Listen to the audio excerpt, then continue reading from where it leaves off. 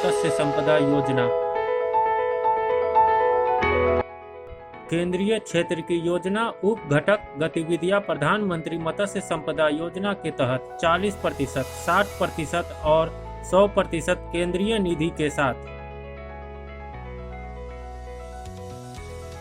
बीज और फीड प्रमाणीकरण और मान्यता की एक प्रणाली को फिन मछली और सेल मछली के लिए सेटअप करने की आवश्यकता है।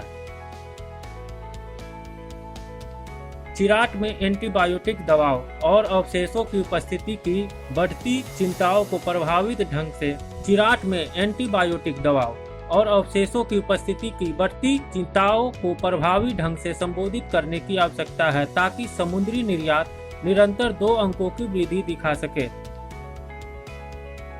मछली में अंतः स्थापना की समाप्ति की एक प्रणाली को तुरंत ब्लॉकचेन तकनीक के उपयोग सहित जगह में रखने की आवश्यकता है।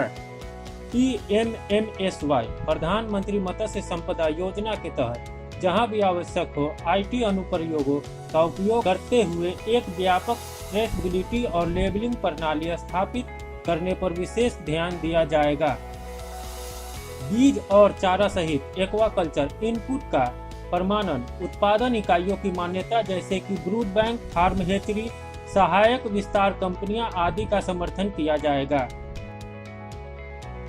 मछली में प्रमाणीकरण, मान्यता, ट्रेसेबिलिटी और लेबलिंग से संबंधित किसी भी अन्य जरूरत आधारित गतिविधि और बुनियादी ढांचे का समर्थन किया जाएगा।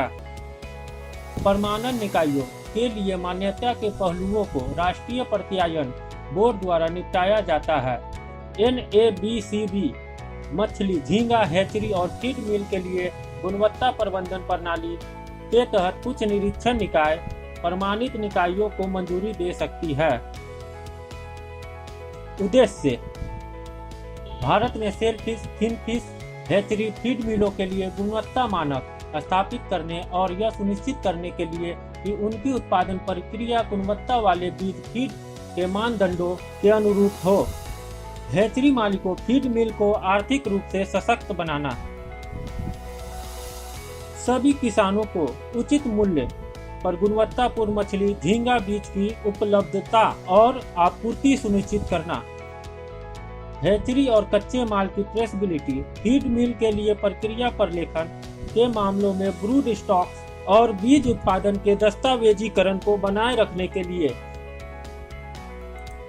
प्रत्यायन और प्रमाणन प्रणाली को फिन फिश, सेल फिश, झींगा, केकड़ा आदि की सभी हैचरी और भारत में फीड मिलों के लिए अनिवार्य किया जाएगा।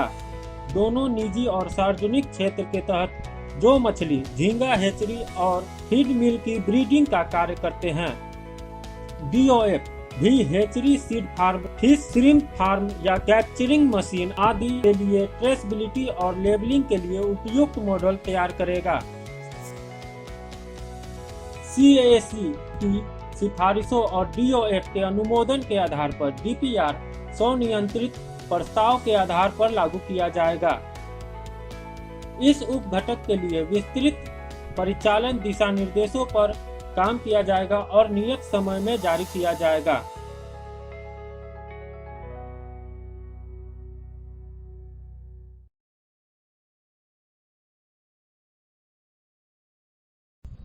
ऐसे ही मजेदार वीडियो पाने के लिए हमारे चैनल को सब्सक्राइब करें।